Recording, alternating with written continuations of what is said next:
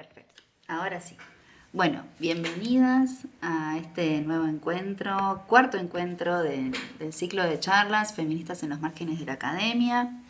Este va a ser el último encuentro de esta primera parte del año, de este primer cuatrimestre, y retomaremos el ciclo a partir del mes de agosto en esta modalidad virtual. Posiblemente tengamos un encuentro en el mes de julio, hacia fines de julio. Esto lo voy adelantando por si algunas personas están acá en la ciudad de Buenos Aires, con una invitada que viene de Ecuador para el Congreso de Ciencia Política de la CIP, que es en la última semana de julio. Así que posiblemente hagamos un encuentro presencial en el marco del Congreso. Pero después, a partir de agosto, retomaremos con esta modalidad virtual. Eso como adelanto que posiblemente tengamos ese encuentro. Bueno, y en el día de hoy vamos a conversar de un tema que, bueno, este encuentro no pudimos concretarlo el año pasado y finalmente, bueno, lo estamos concretando en este momento. Quiero abrir la biografía de Esmeralda para presentarla. Bueno, con Esmeralda nos conocemos hace ya 4 años, sí, 2022. Nos conocimos en el Máster de Estudios de Género en la Universidad Complutense de Madrid, ambas siendo latinoamericanas, estudiando en España. Pero Esme tiene un recorrido que, bueno, me gustaría contárselos porque hoy nos va a estar hablando desde, bueno, como ven aquí, desde la justicia menstrual, pero ella tiene todo un recorrido más allá de ser educadora menstrual. Ella es internacionalista por la Universidad Nacional de Costa Rica, es educadora menstrual y gestora de proyectos, certificada por la Escuela de Educadoras Menstruales de España y la Escuela de Emancipadas de Colombia. Es magíster en estudios de género con orientación en políticas públicas por la Universidad Complutense de Madrid y actualmente se forma como educadora en salud femenina con énfasis en ginecología natural e integrativa. Su trabajo se centra en la educación menstrual, los derechos humanos y el análisis de las desigualdades sociales asociadas a la menstruación. Y actualmente tiene, como lo ven ahí, su perfil en Instagram, desde el cual hace esta labor de educadora menstrual, que es Mi Primer Territorio, así que la pueden seguir ahí también para enterarse de las novedades y los cursos también y talleres que me da. Yo tuve la oportunidad de participar de un taller en Madrid y que la verdad para mí fue un antes y un después. Yo después de ese taller dejé de tomar pastillas anticonceptivas porque quería menstruar y toda mi vida no me había dado cuenta que hacía 9 años que no estaba menstruando realmente.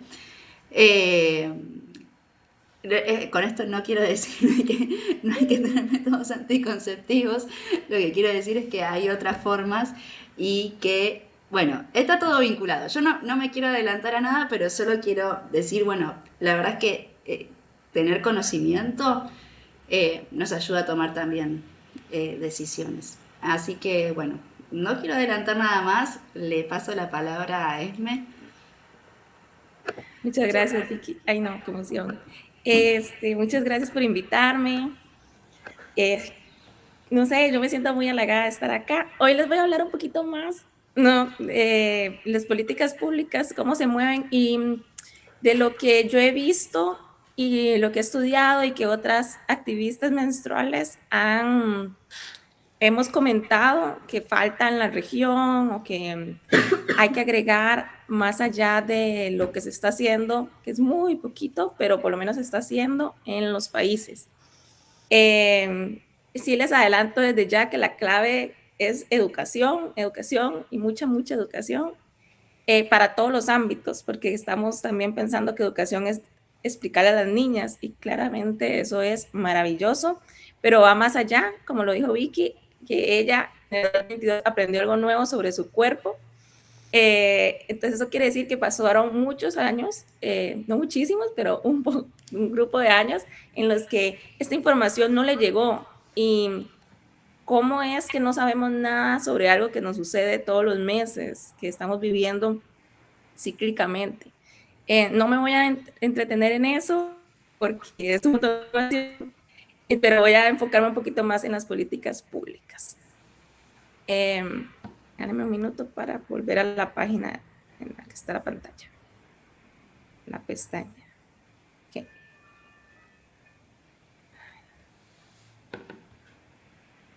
Okay. Ok. Para dar un poquito de contexto histórico, el activismo menstrual comienza como a aparecer según la literatura como de mediados del siglo XX en los Estados Unidos. Según la literatura, porque es lo que pude encontrar, ¿verdad? No sabría decirles si estaba pasando, y realmente estoy segura de que estaban pasando cosas en otros países alrededor del mundo, pero los estadounidenses por lo menos son muy buenos en documentar lo que sucede y por eso les digo que es lo primero que encontré. Sin embargo, todo este activismo menstrual pasa a esconderse y porque cuando las mujeres ingresan a la fuerza laboral, la menstruación no era un tema que se tuviera en cuenta en la agenda política.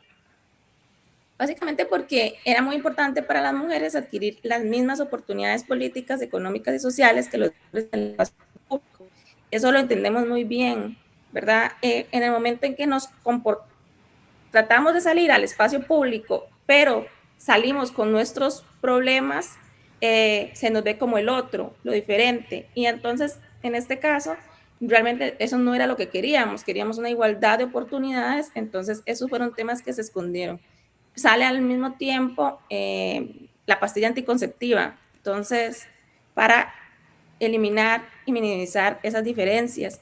La pastilla anticonceptiva en los 70s, por lo menos en Estados Unidos, que fue donde empezó a aprobarse, no permitía que a la mujer le viniera la menstruación. Entonces usted tomaba un paquetito y cuando terminaba el paquetito continuaba otro. Tenía los días de no había en ningún momento. Para simular un hombre. A algunas les pareció increíble y a algunas no les pareció. Y entonces por eso la mayoría y la Iglesia Católica no les pareció y pues por eso pusieron los días de placebo porque se sentía como antinatural no menstruar. Si yo le di clic, ¿sabes? Ok. Pero entonces lo que va pasando es que la industria del cuidado femenino, la industria que vende tampones y toallas, empieza a adquirir relevancia con los productos que van creando, porque antes de eso las mujeres gestionaban su menstruación como podían, o sea, no era algo de venta masiva, pero entonces en Estados Unidos empiezan a vender las toallas y tampones y Estados Unidos empieza a dar cuenta que hay un mercado y estas grandes empresas se dan cuenta que hay un gran mercado, encuentran en Latinoamérica sumergida en dictaduras o en crisis políticas, son los 70s, ¿verdad?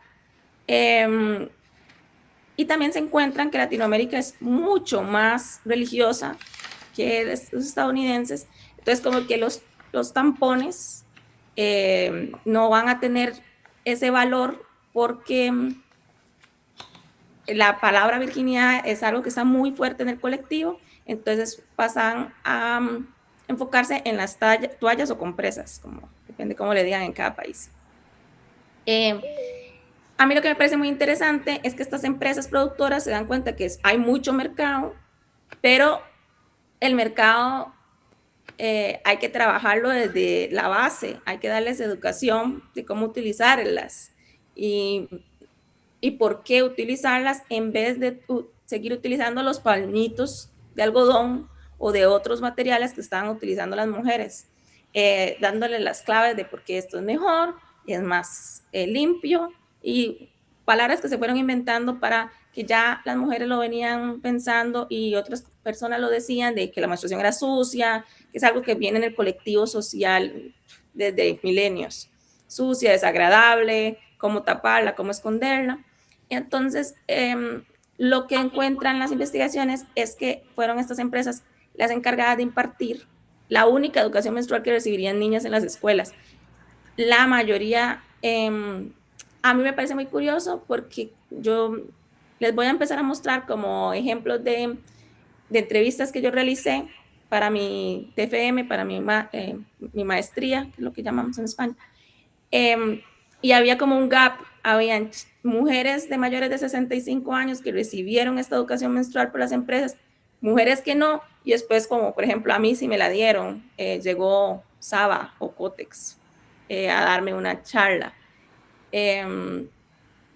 Pero entre las mismas de mi edad no todas lo recibieron, entonces tampoco era como que obviamente yo soy de la zona urbana, pero no es como que en toda esta zona se cubrió, sino que se cubrió en algunos lugares sí, en algunos lugares no.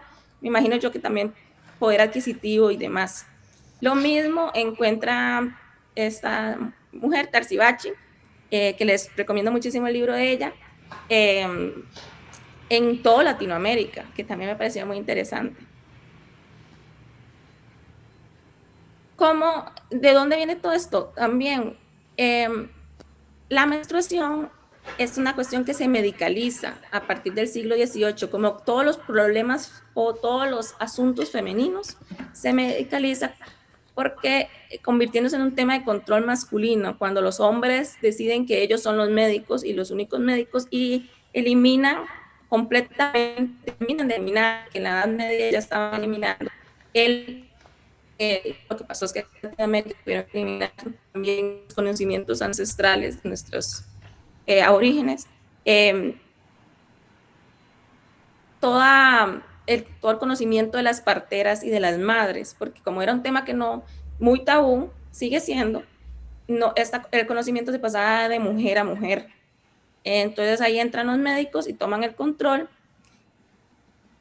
Y como, básicamente como ellos no viven ese proceso biológico, lo patologizan y además se dan cuenta de, sufren dolor que además quiero decirles a todas que si alguna sufre dolor, no es normal, aunque esté normalizado, ¿verdad? Es una señal de alerta. Y se introducen por primera vez los conceptos de salud de higiene menstrual. Y quédense mucho con la palabra higiene, que es algo que realmente va a entrar en nuestro imaginario social como en todo momento cómo tapar, cómo esconder y cómo molesta, no solo para la persona menstruante, sino para los demás, una persona menstruante. Y así seguimos. Habrán algunas activistas que empiezan a hacer como arte menstrual y demás, pero también como con la palabra higiene a las personas cuando se les dice arte menstrual, colectivamente uno va como, qué asco, porque agarró esa sangre y ¿verdad? Entonces ahí yo les invito a pensar qué tanto es un asco aprendido porque hay chicas que siempre me dicen, no, pero en serio, se ve mal, son excretas, o sea, son cosas que salen del cuerpo, pero qué tanto es aprendido y qué tanto realmente es asqueroso, ¿verdad? Pero bueno, en el 2008, en el Año Internacional del Saneamiento, pues imagínense que la ONU anda en los países viendo a ver cómo ayuda, que es un trabajo maravilloso, y se decide que ese es el Año Internacional del Saneamiento, y la relatora especial de las Naciones Unidas de ese tema incluye a la niñez dentro de los objetivos de desarrollo del milenio con el problema de saneamiento específico para la niñez, específico para las niñas. Entonces empieza ella en sus visitas, especialmente a la India, pero en general al sur global, empieza a ver cómo las niñas gestionan esas menstruaciones, qué falta de conocimiento previo a su primera menstruación están viviendo, porque realmente no se les explica y las mamás lo tienden a explicar cuando ya sucede, cuando es inevitable. Y por cuestiones de tabú y por cuestiones de que también, hablando con muchas mamás, no viene de mala intención, viene de una cuestión de que uno cree que está muy niña todavía. O sea, como uno no siente que la niña está preparada y de pronto tiene su menstruación y además bajo el colectivo de que pasa a ser mujer, deja de ser niña, que también es, o sea, sigue teniendo 10 años, sigue siendo niña, pero también empieza a ser como la falta de acceso a los medicamentos y al apoyo social insuficiente, porque las instituciones y los lugares donde se desenvuelven esas niñas no tienen las posibilidades o las herramientas para ayudarla a gestionar esa menstruación. Y lo voy a hablar como en femenino, no por quitar la mirada de otros colectivos, sino básicamente porque se niegan en ese momento a hablarlo de otra manera que no sea que solo es un problema de las mujeres. Eventualmente el tema se incluye en el programa siglas WAC en inglés, y dentro de la OMS. Y la higiene menstrual, perdón. Ahí te hago una interrupción. Ahí recién por momentos es como que se entrecorta un poco, después como que se arregla la conexión. Por si, no sé, quieres acercarte al Wi-Fi o quizás es de la conexión. Es de la conexión. Pero igual, o sea, se escucha bien, quizás por momentos como que de repente se escucha más rápido y después como que se enlaza. Que se acomoda, sí, como que hace la conexión. O sea, por ahora... Voy a moverme un poquito más cerca a... Eso te iba a decir, si tenés posibilidad, por las dudas, por si en algún momento se nos corta o algo para... Sí, voy a moverme un toque. Sí, está complicado porque yo no soy la dueña del internet, entonces no puedo ir a... No te quería interrumpir, pero... Pero bueno, aprovecho de este interín, si alguna va teniendo alguna pregunta o alguna consulta, también para que se vaya anotando después para el momento de que hagamos de debate, de preguntas, o si, bueno, si es una pregunta demasiado importante y que no puede esperar, también podemos ir haciendo un ida y vuelta. Eso. Sí, bueno, esperemos que mejore. Si no, también yo creo que mi computadora, no sé por qué, le cuesta mucho cuando estoy compartiendo pantalla. Ahí vamos bien, me parece. Vale. Entonces se incluye este tema más específico, lo que es la higiene menstrual, que es básicamente que haya agua, sanitización, o sea, que haya servicios, baños públicos, donde se pueda disponer basurero, donde se pueda disponer de la toalla, para que la mujer se pueda cambiar, que haya materiales menstruales, ya sea, bueno, en este caso lo que andaban entregando eran toallas, por cuestiones de tabú.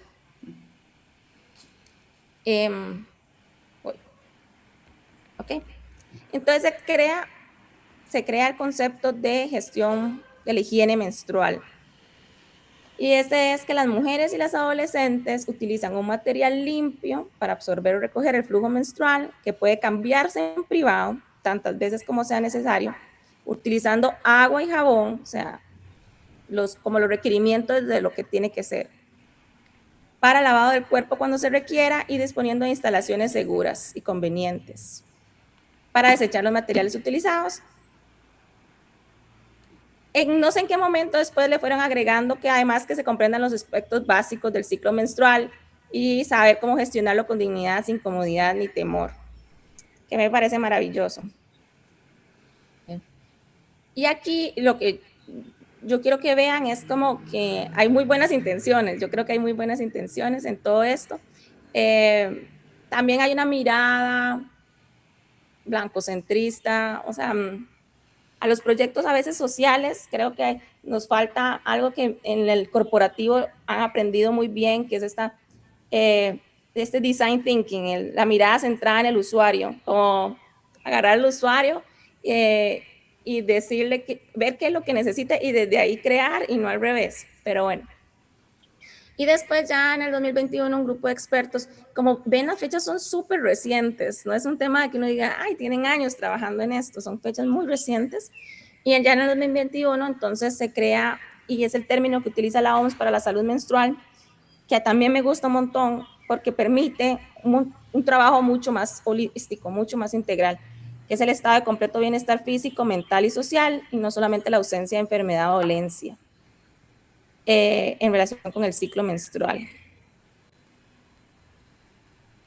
Y después otra mirada que a mí me parece muy importante incluir, porque viene desde nuestra tierra, igual de colonial, también las activistas de la India lo han hablado mucho, no sé si otros países también, pero por lo menos yo que he trabajado y he estudiado con educadoras menstruales de coloniales, más que todo del sur global, digo, del cono sur, Chile, también Colombia, pero Argentina.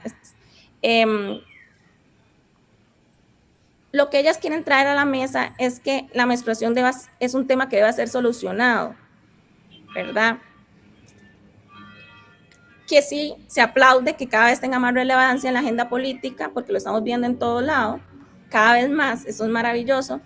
No, lo considera más que una crisis higiénica, porque cuando usted agarra los números y los datos, dependiendo de los países, la crisis higiénica no son muchas personas, es cierto. Pero, por ejemplo, usted agarra los datos en Costa Rica y las encuestas dicen un 1.2% de la población no tiene servicio sanitario. Entonces, sí, son, en nuestro caso, 12,000 personas, que sí, son 12,000 seres humanos que ojalá tuvieran un servicio sanitario, pero no de la totalidad. Entonces, enfocar la crisis a una cuestión solamente higiénica es no ver lo que sí afecta al resto de la población femenina o menstruante, que es lo que ellas quieren como que nos enfocamos más, que como ya yo dije, es educación. Se argumenta que se da como una comprensión limitada y sesgada de la menstruación y que se excluyen, como digo, las experiencias y los conocimientos de las personas menstruantes en diferentes contextos culturales. Yo siempre pongo el ejemplo de si qué es más higiénico o qué podría ser mejor si una mujer con su toalla, que la verdad es que si usted se pone a investigar qué materiales trae la toalla sanitaria o la compresa sanitaria, en contacto con su vulva todo el día, o porque también cuando en estos proyectos WASH se dan una toalla o una compresa diaria. Yo no sé si ustedes han pasado más de 5 o 6 horas con una. Es un calor y es una sensación, bueno, yo soy súper alérgica. Pero además tiene un montón de compuestos incluidos, disruptores endocrinos y hasta mercurio se ha encontrado en algunas. O mi tía en la montaña que utiliza unos pañitos de algodón, 100% algodón. Pero para los proyectos WASH es mejor la toalla sanitaria por la forma en la que se puede disponer de ella, o agarrarla y botarla en el basurero, como si fuera algo nocivo para la salud y una cuestión química, y como en los hospitales cuando salen en las bolsas rojas que nadie puede tocar porque se pueden todos enfermar, ¿verdad? Entonces, como que ahí es donde las educadoras menstruales ponemos la mirada, como, ¿es esto realmente lo que deberíamos estarnos enfocando? ¿Es realmente una pastilla para el dolor la solución, o también los tecitos, las otras cosas que las mujeres utilizan para gestionar el dolor y la menstruación? Y también entonces se pone el peso en las personas menstruantes y cómo manejan sus propios cuerpos y no en la sociedad que maneje sus expectativas. Y ahí será mi profesora Carolina de Colombia siempre dice, ¿por qué yo tengo que tapar mi mancha en el pantalón y por qué la gente nada más no me deja andar por la calle con mi mancha y dejarme en paz? O sea, dejarme vivir en paz. A mí me parece, ahí me doy cuenta que todavía uno tiene sus sesgos, porque yo diría, ¿cómo va a salir uno con una mancha? O sea, ¿cómo va? Pero realmente a nadie le está haciendo daño la mancha. O sea, realmente ella no deja de ser persona, no deja de poder hacer todo lo que quiere hacer solo porque tiene una mancha en el pantalón. O yo le ponía el ejemplo a un grupo de discusión de qué pasa si la toalla está abierta en el basurero, en la papelera. ¿Realmente eso ya es lo más asqueroso que has visto en tu vida? ¿O cambien algo? Pero porque los baños, todo tiene que estar pristino, y todo tiene que simular que ahí nunca ha pasado nada. Y la gente como que cuesta mucho cuestionarlo y se los dejo ahí para que ustedes también lo cuestionen. Las chicas es como, pero no, es que hay que taparlo, qué asco, o sea, como, o sea, pero también tapamos la caca, la tapamos, entonces ¿cómo no vamos a tapar esto? No sé, yo no tengo la respuesta, pero se las dejo ahí.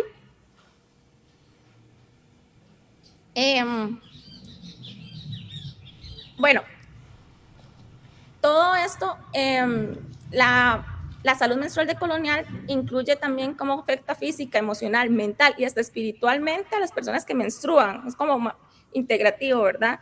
Y que todas estas dimensiones están influidas por contextos, porque no estamos solos, no solamente somos nosotros como individuos, sino nuestros contextos sociales, económicos, culturales y políticos.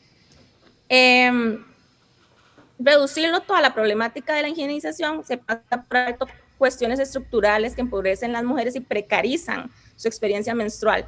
Entonces, yo lo decía en un video que usamos para promocionar esta charla, que hay una diferencia muy grande entre menstrual, que es no tener, poder comprar, y presión, que sería que algo que casi todas vivimos, de no poder, no saber nada sobre el ciclo en general.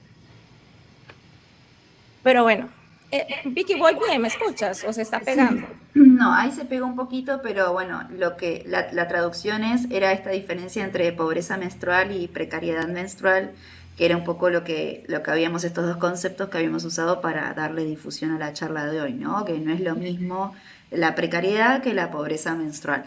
Ahí se pegó un poquito, pero venimos bien. Sí, es que vi donde se me pegó la imagen.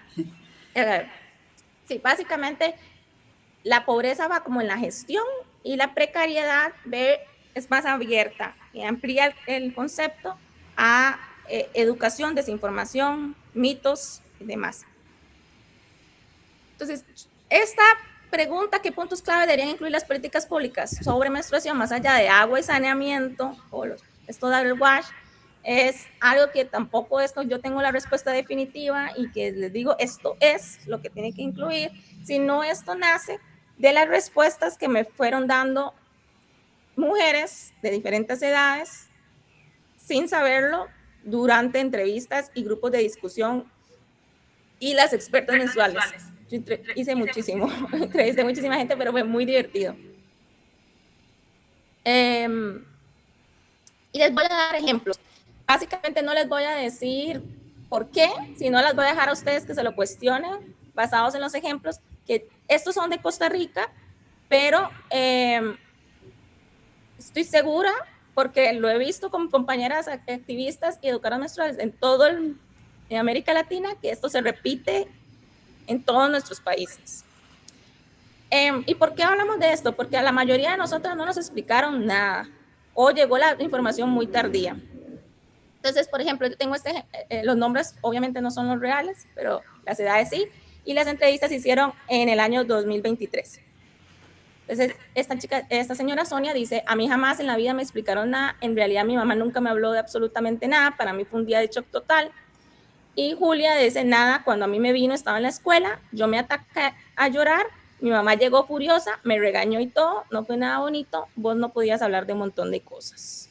Y por estas personas es tan importante que sigamos hablando del tema. Un punto que yo creo que es importantísimo es hablar de los mitos y su papel en la sociedad, no solamente los que no sea algo como personal, son los mitos que yo llevo, sino cómo la sociedad trabaja esos mitos y el colectivo, hasta el inconsciente colectivo los maneja. Y estos son los testimonios. O sea, yo tenía miedo de limpiarme porque yo no sabía si la vara es como eso, si la vara dolía o qué. Entonces solo como, que me desangro, no, qué mierda, no sabía qué hacer. Básicamente esta chica creyó que esa salida de sangre era una herida abierta en la que no tenía mucho miedo a tocarse porque no sabía si se estaba desangrando o no. Y después hablando con ella, ella solamente aceptó su muerte, como a los 10 años. Y le digo, bueno, ya. me tocó morir. Un día de estos, hablando con una chica, porque subí un reel sobre coágulos menstruales, ella me dijo que había pasado toda su adolescencia esperando ver cuándo se moría, porque tenía unos coágulos menstruales y nadie le explicó que la menstruación venía con coágulos. Y entonces ella nada más no le dijo a nadie, y ya, porque le dio miedo preguntar, pero pasó toda su adolescencia pensando que en cualquier momento se iba a morir. O sea, como que aceptó su muerte sin decirle a nadie por puro tabú. Bueno, casi que mi mamá me decía que no me bañara, que no había que bañarse. Ella tenía esa idea de que no había que bañarse ni meterse en la piscina o al mar. Para mí fue impresionante. Eso sí me impresionó que mi abuela dijera, ay, es que enfermó ya. O sea, como que ya entonces desde los 11, 12 años las niñas enferman varios días al mes. De ahí para siempre nos enfermamos. Otro punto importante que se los digo que es educación, y creo que la educación es transversal en todo momento. Vemos un poquito como el ejemplo de lo que les decía, que hubo información de las compresas, hubo charlas sobre las compresas, y entonces Julia nos dice, yo creo que sí había un librito y todo, pero no era información que realmente te ayudara, la tenían que dar como por darla, pero sí había un librito. Y encontramos que ese librito se repite en esa época en muchos países latinoamericanos, lo dice Eugenia en su libro. Pero recuerden que el librito fue creado por las empresas de compresa, entonces no he encontrado el librito, pero muy específico. Ya yo me puedo imaginar como que hasta con las buenas intenciones que les puedo dar a una empresa que realmente están explicando. Después dice, no, como ahondar solamente en el tema de la menstruación, no, era como un cambio que sobre la mujer entre los cambios físicos, pero que hubiese una charla directamente de lo que era la menstruación y lo que había que hacer con los cuidados y todo eso, no.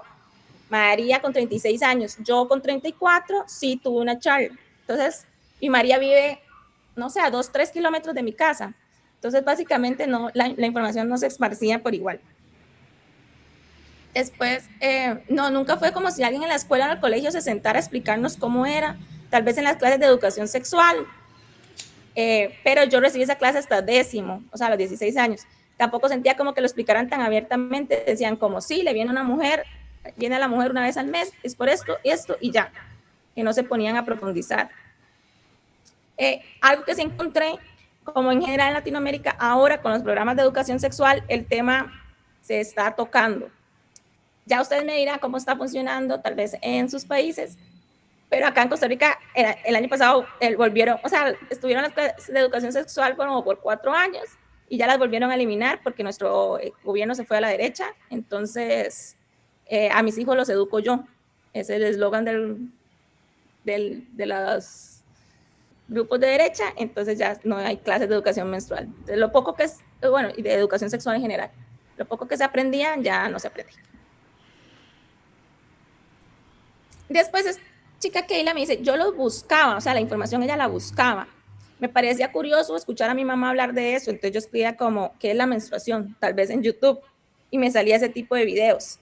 Sí que empecé a ver ese tipo de videos y pues me gustaron, me parecían como entretenidos, y después se los enseñaba a mis amigas y también me enseñaba más videos, pero sí era divertido, la verdad. A mí me parece divertidísimo y preocupante, o sea, terriblemente preocupante, que la opción de la chica fue buscarlo en YouTube y en YouTube le puede aparecer a uno de todo. Puede haber estado aprendiendo lo mejor y puede estar aprendiendo lo peor. Yo el día de ayer estaba buscando un cerdito para un chiquito que lo pintara y la página del catálogo de cerditos para pintar para niños, que era lo que puse en Google, me tiró a porno para niños. O sea, entonces yo no sé qué estaba saliéndole a esta chica, pero a ella le pareció increíble y divertidísimo, pero era que escuchaba a los demás hablar del tema y después entonces ella lo buscaba en YouTube.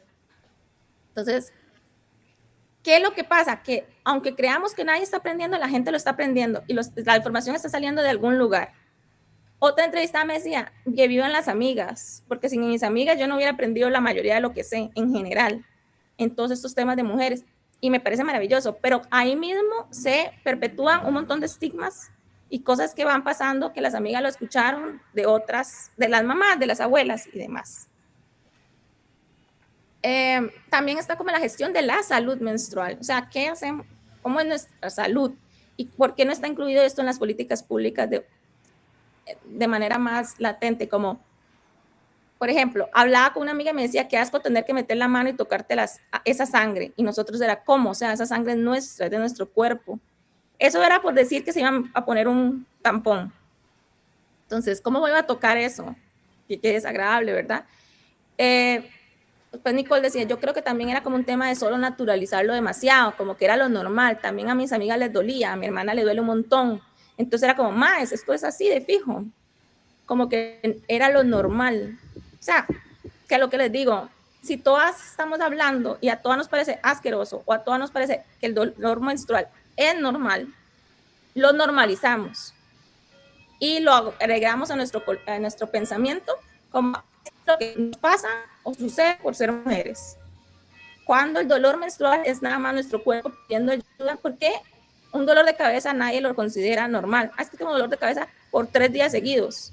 Y todo el mundo, eso es normal, 3 días seguidos de dolor. Eso no pasa. Pero con el dolor menstrual es como, sí, eso sí es normal. A nosotros nos formaron como, usted tiene dolores menstruales, aguante, juéguesela, ¿verdad? Eso no es ninguna situación de incomodidad, independientemente si fuera dolor o no.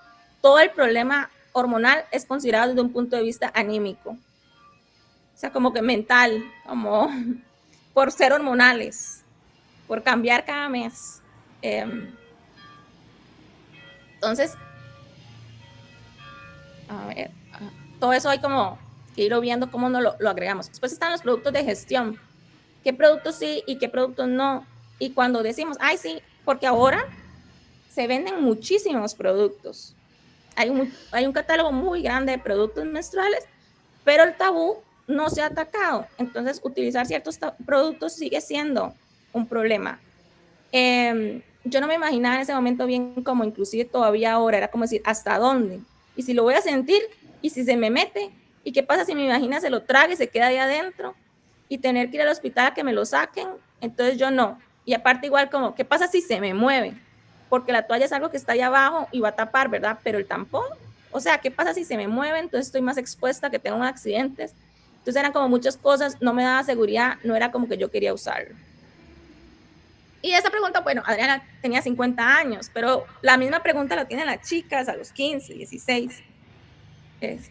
¿Cómo funciona? Y si supiera la cantidad de chicas que van al médico, a las áreas de salud, porque un tampón o un condón se les quedó adentro y creen que, o sea, como que creen que, no sé, que la vagina llega a la boca, o sea, como que eso se puede ir y perder completamente y les da miedo meter el dedo y sacarlo porque realmente no puede ir muy lejos, pero no es culpa de ellas, es la falta completa de información al respecto. Y después nos están diciendo ahora que, bueno, y yo se los dije, que las compresas y los tampones comerciales realmente tienen un montón de productos que yo no recomiendo que estén en contacto directo con nuestra piel y más con esa piel porque esta piel es diferente. Tóquense y sientan esa piel, es súper diferente y entra directo al torrente sanguíneo. Por eso el anillo hormonal entra ahí directo. Entonces la copa menstrual es la solución para el ambiente y para muchas personas. La venden como la solución para todo, pero a la gente también le da miedo usarla. Yo quería intentar usarla porque es mejor para el ambiente, pero me da bastante miedo. Más a esas edades, pero después también, si se queda pegada, porque hay que jalarla, porque hay que tocarla. Entonces, como si no trabajamos en estos tabús y también la estamos vendiendo como la solución para un montón de cosas. Pero, por ejemplo, una mujer con un piso pélvico muy apretadito, ponerle más peso con una copa no sería una buena idea. Una mujer que ha sufrido alguna violencia sexual, tal vez no quiera introducirse a algo. Entonces, no es para todas. También hay gente que dice, no, es una alternativa, no la he considerado por pereza, la pura verdad de lavarlas, quitar la mancha. Ella está hablando de las compresas reutilizables, las que uno compra en la casa y las limpia y se las vuelve a utilizar después de lavar. Probablemente porque mi expectativa sería que la toalla esté perfecta e inmaculada. Yo conocí a una chica musulmana a la que le di un taller que sacó estas compresas larguísimas, como de noche, reutilizable, blanca. Yo no sé por qué se le ocurrió que blanco era el color que ella quería. Y dice, se las quiero enseñar porque tengo 5 años de tenerla. Blanca, así, blanca cloro. Yo dije, ¿cómo en 5 años la ha mantenido así? ¿Cómo? ¿Cuántas horas pasa limpiándola? Algo que ella es soltera, que nadie más va a ver, y ella le tiene asco y terror a una mancha. Bueno, entonces también las expectativas de cómo se tienen que mantener los productos. Y también lo que me di cuenta es que todas las entrevistadas en alguna situación de emergencia o de falta de acceso a otros productos utilizaron papel higiénico como una solución temporal. Temporal de unos minutos a unas horas. Y ninguna quiso ahondar en cuánto realmente. Pero todas conocemos un momento en que nos ha tocado poner un poco de papel higiénico o a alguien que le ha tocado. Algo que yo creo que es muy importante es incluir estas campañas para la población adulta, como les dije, la educación para todos. Decía esta muchacha Eva, mi abuelita que me ama y me adora, y que siempre trató de cuidarme, decía, usted no puede jugar así porque usted es mujer, usted tiene que quedarse tranquila, sentadita en un banco, jugar con las muñequitas o jugar con la cocinita porque usted es mujer. Entonces a esta niña Eva le cambió la vida completamente el momento en que menstruó, porque ya la abuelita, que era la que la cuidaba, no le permitió volver a jugar. Por lo menos esos días que durara el periodo con sus hermanitos o sus primitos, ya ella no, porque ella es mujer. Y se los puse con diferentes edades para que ustedes vieran. Obviamente yo no entrevisté niñas, pero para que vieran un poquito que no son temas que dicen, oh, pero ya hemos avanzado muchísimo como sociedad. O sea, tenía tan poca comprensión al respecto. Ella, Nicole, está hablando del papá, que yo estoy segura que yo podía decirle 3 fines de semana seguidos ando con la menstruación y el mae, el señor, no hubiera preguntado nada. Como que el mae no entendía absolutamente nada. El papá de Nicole es educador en una escuela. Y era como, tranquila, no venga. Era una excusa que Nicole utilizaba para no ir donde el papá. Y lo decía 3 fines de semana y el papá, yo no sé, creyó que por 3 semanas ella estaba menstruando. Entonces también que la información no le está llegando a los hombres. Y después decía Julia, me acuerdo que chiquitilla uno no podía ni preguntar qué era la regla porque te pegaban, ¿verdad? Ahí creo que sí hemos mejorado un poco. Después, trabajar con capacitar al sistema de salud es un punto esencial que va más allá de decirles cómo funciona la menstruación, pero también como la empatía y demás. Entonces está el caso de Natalia que cuenta, les voy a comentar un caso de una de mis primas, ella estuvo con muchos dolores del periodo y fue a la clínica, al sistema de salud como local. Fue a Levi's y cuando llegó a la misma doctora que la atendió le dijo como nosotras no incapacitamos por eso. Entonces ella había pasado todo el día ahí con dolor y al final no la querían incapacitar, fue que ella exigió que ese día por lo menos la incapacitaran porque ella tenía que presentarse a trabajar y no fue por estar ahí. Entonces sí creo que es una buena iniciativa. Está hablando de lo de la licencia menstrual. Y me parece muy loable que las mujeres hemos estado hablando de licencias menstruales, aunque tal vez nosotras no necesitamos la licencia menstrual. Pero sí vemos y sí conocemos personas que sabemos que están pasándola un poco mal durante esos días. Después dice, Rocío dice, yo utilicé pastillas, para mí fueron terribles, muchos años, es que me tapo, muchos años las usé silenciando todo lo que causaban, no ligaba, lo normalizaba, como que no entendía de dónde viene esto, ¿verdad? De dónde viene esta incomodidad y por qué tengo cambios de humor. Eso no lo entendía. Cuando lo entendí y me di cuenta que no era normal, decidí cambiar de pastillas. Pasé por varias y no fue mi ginecóloga, que también yo digo, ¿por qué una ginecóloga no me dice esto, verdad? Fue que yo dije, no, voy a intentar algo distinto. Entonces, Rocío tenía una serie de problemas que se dio cuenta que era ligado a las pastillas porque entonces decidió cambiar de pastillas y cada vez que hizo el cambio fue con su ginecóloga y su ginecóloga en ningún momento le dijo, tal vez siguen siendo todas las pastillas, es un efecto secundario. Porque el sistema de salud, en general, no todos los médicos, pero la mayoría cree que nosotras no tenemos la capacidad de gestionarnos, que mejor darnos algo que sea más seguro, ya sea la pastilla y que te la tome todas las horas, que decirle a la mujer aprenda sobre su ciclo y aprenda a gestionarlo de otra manera. No todas lo pueden hacer, pero es una cuestión que debería salir de nosotras, de que nos pregunten a nosotros. Y las intervenciones, lo que yo pienso que son como intervenciones en los distintos espacios, que va más allá como de dar educación, por ejemplo, en las instituciones educativas, digamos este ejemplo de Gabriela, me hubiera gustado que el colegio tuviera un poquito más de compasión, de alguna manera se podría decir, con las mujeres, y tuvieran un pequeño estante, o lo que sea, que los profesores incluso tuvieran toallas para las mujeres. Que eso se ha estado incluyendo. Yo lo vi, por ejemplo, en alguna política en algunos países, y también en lugares específicos, como en Buenos Aires, como que está tratando de incluir que se puedan dar gratuitos en las escuelas. Pero bueno, no es generalizado y pues también le cuesta al Estado, entonces tampoco es tan fácil. Pero yo creo que va más como, tal vez, no darle las compresas, pero tal vez tener un poco más de empatía y demás, que el personal esté capacitado. O intervenciones en espacios, por ejemplo, yo fui a un colegio que yo pasaba todo el día ahí y no tomaba agua porque no podía, como no había servicios, en los servicios sanitarios nunca tenían papel higiénico, yo no tomaba agua para no tener que ir al baño, al servicio. Entonces, al mediodía yo iba a mi casa a almorzar porque vivía muy cerca. Entonces yo me aguantaba las ganas de orinar, además, toda la mañana, iba al mediodía y después volvía a clases en la tarde. Eso con ganas de orinar. O sea, entonces imagínense, yo no tomaba agua. ¿Qué puede haber hecho eso mi cuerpo 5 años en esa institución? Imagínense las chicas con menstruaciones abundantes, eso no era mi caso, entonces yo sí podía aguantar mediodía, irme a cambiar la compresa a mi casa, pero las que no pueden y que no hay papel higiénico, y los baños además tenían como unas rendijas gigantes que a uno lo veían, y no sé, yo adolescente no quería que nadie me viera, me daba pena, entonces no sé. Entonces, ¿cómo estamos viendo los espacios? ¿Cómo los estamos trabajando? También lo del trabajo. Capacitar al personal de la empresa para evitar que esta medida conduzca a una mayor discriminación por motivos de género. Eso lo decía ella con lo de las licencias. O porque Rocío trabajaba en un sector sumamente masculinizado.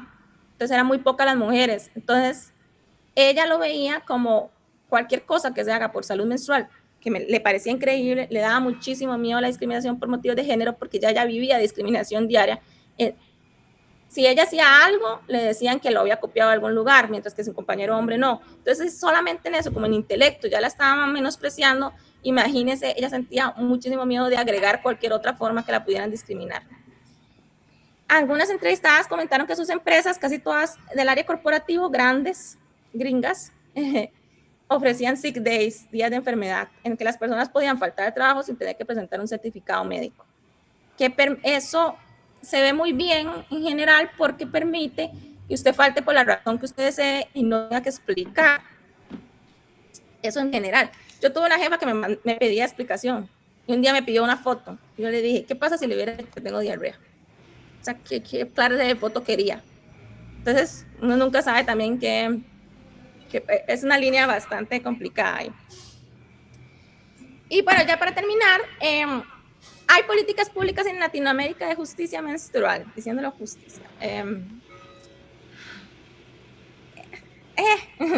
¿Qué encontré yo? Hay en Brasil como ley nacional, ¿verdad? Porque después en los estados o provincias hay cosas diferentes, pero como ley nacional, en Brasil hay una, en Perú hay una y en Costa Rica hay otra. Y les voy a mostrar el ejemplo porque sonaba increíble en papel. Yo ya ahora soy muy... como que me cuesta creerlo todo lo que leo porque suena muy increíble en papel.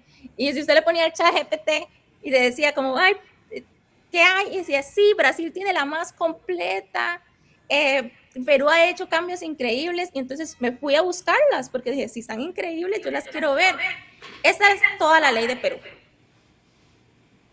Es toda. O sea, es uno, el alcance, que son niñas, adolescentes y mujeres en pobreza y pobreza extrema, que la gestión menstrual, que el Ministerio de Salud con el Ministerio de Educación van a dar, abordar los temas de gestión e higiene de manera transversal. Después ya dice que la Dirección de los Medicamentos, General de Medicamentos, va a supervisar que el material que se está utilizando sea de buena calidad. Que yo hubiera esperado que eso ojalá estuviera antes que la ley. Que se va a crear un observatorio de gestión menstrual, que es básica, que eso me parece, o sea, es que a mí todo me parece muy, muy bien, pero no sé qué tanto se está haciendo. Y después que es una declaratoria de interés nacional, que también me parece muy interesante porque eso permite a las instituciones trabajar muchísimo más el tema. Pero esto es toda la ley. Y el chat me estaba diciendo que esta es de las más innovadoras. Y yo, la de Brasil era un poquitito más larga. Y como sí sé la de Costa Rica, me la sé de memoria, aquí dice salud, que la ley de Costa Rica habla de salud menstrual, educación, combate a la desinformación, capacitación docente, acceso a productos, sostenibilidad ambiental, obligaciones estatales. Ustedes dicen, Costa Rica está trabajando increíble en este tema. La ley 1, cosas interesantes de la ley.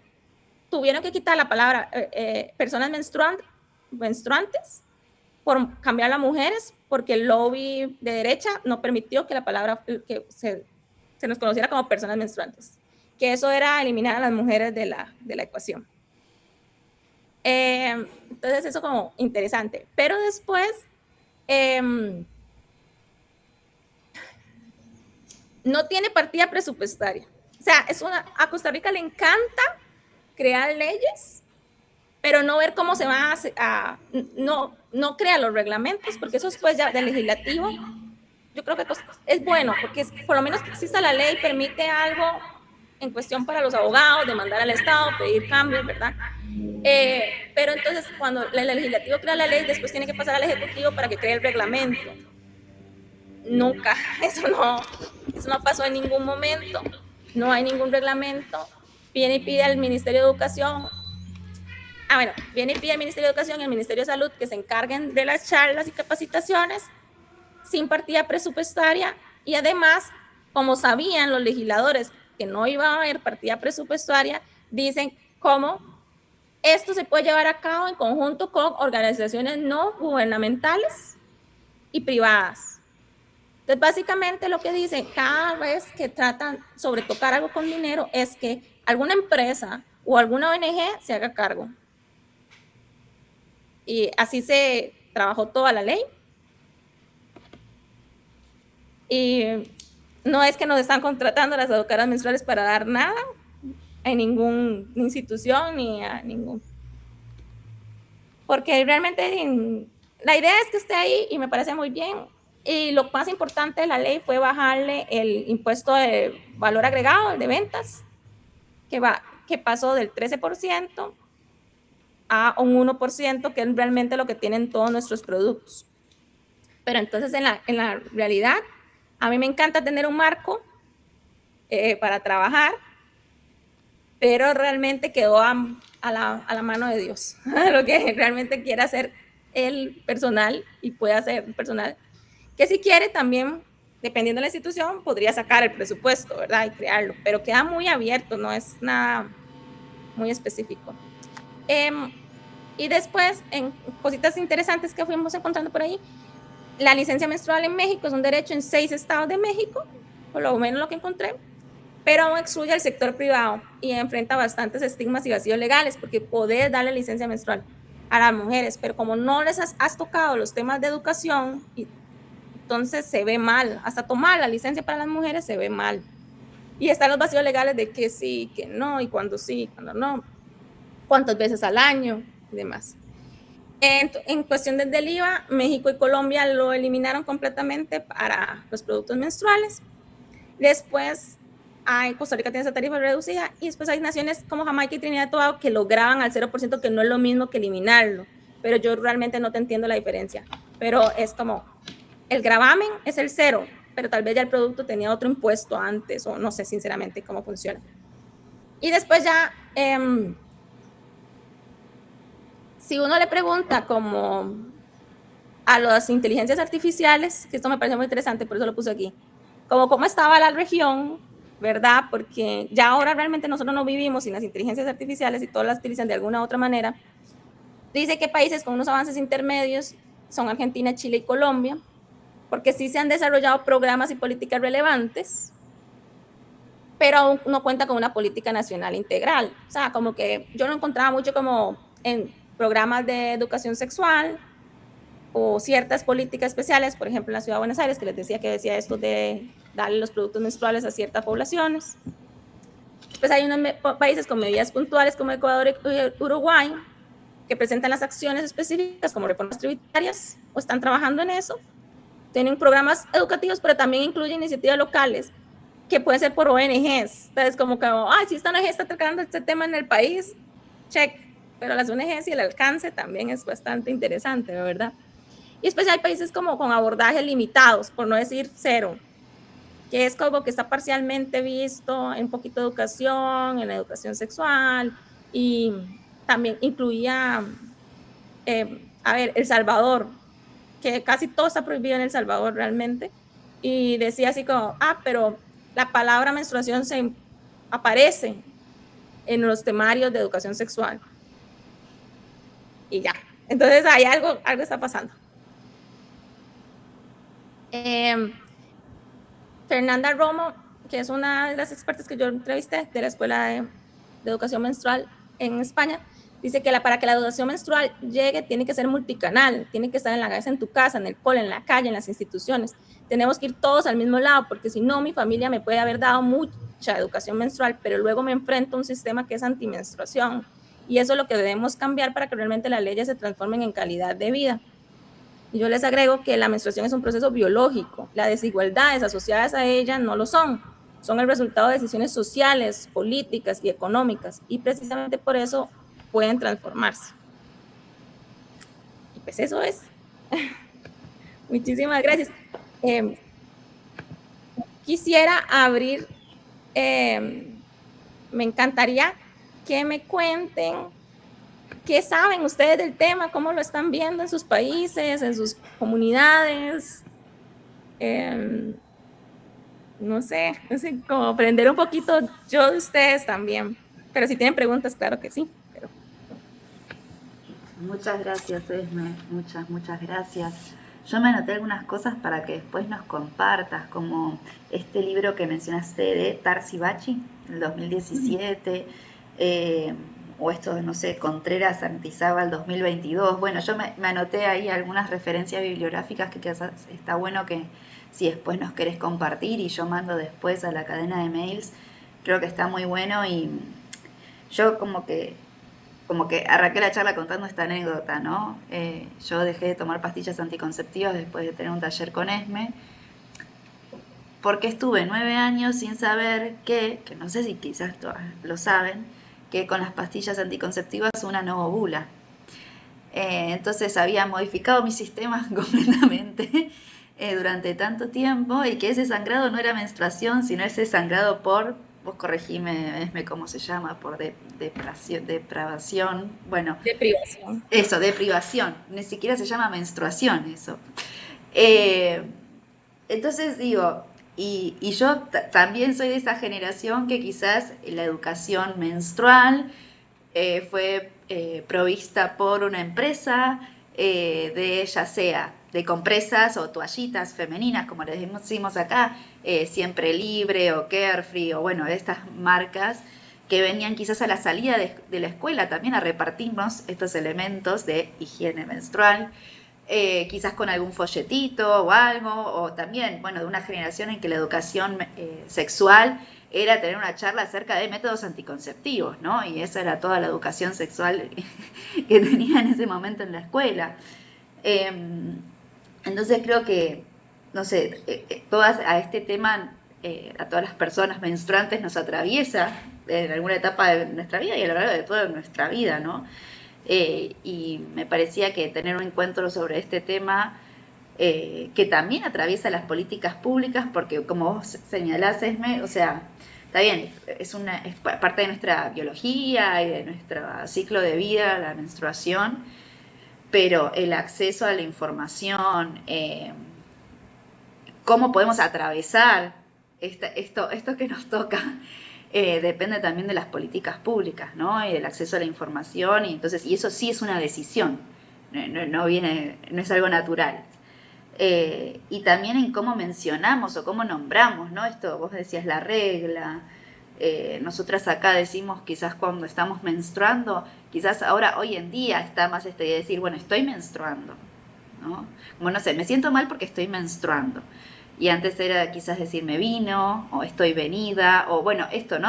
También como nosotras nombramos, ¿no? A la menstruación, me parece que, bueno, acá también estaba este dicho de que me vino Andrés, el que viene una vez al mes, ¿no? Bueno, también porque un hombre, bueno, no sé, hay muchas cosas, ¿no? Para como repensar, ¿no? Que están súper naturalizadas y que detrás esconden como un paradigma, una cosmovisión, esto de elementos de higiene menstrual, como si la menstruación fuera algo sucio, ¿no? Y cuando uno empieza a usar la copita y se da cuenta que la menstruación no tiene olor, también es mind blowing, como, la menstruación no tenía olor, era la transpiración que se genera con la toallita lo que le da el olor a la menstruación, ¿no? Bueno, y esas otras cuestiones, pero bueno, no digo más, solo digo, como esto creo que es algo que nos atraviesa a todas, así que está bueno como compartir también como desde Argentina, bueno, no sé, acá Agus, vos que estás, Agus está en proceso de redacción de la tesis allá en UK, capaz, no sé, esto que contaba Esme de la India, como bueno, una también empieza, cuando a veces tiene estas charlas en la escuela, también le muestran, bueno, en la India las mujeres no podían decir que estaban menstruando, no sé, como que siempre está el ejemplo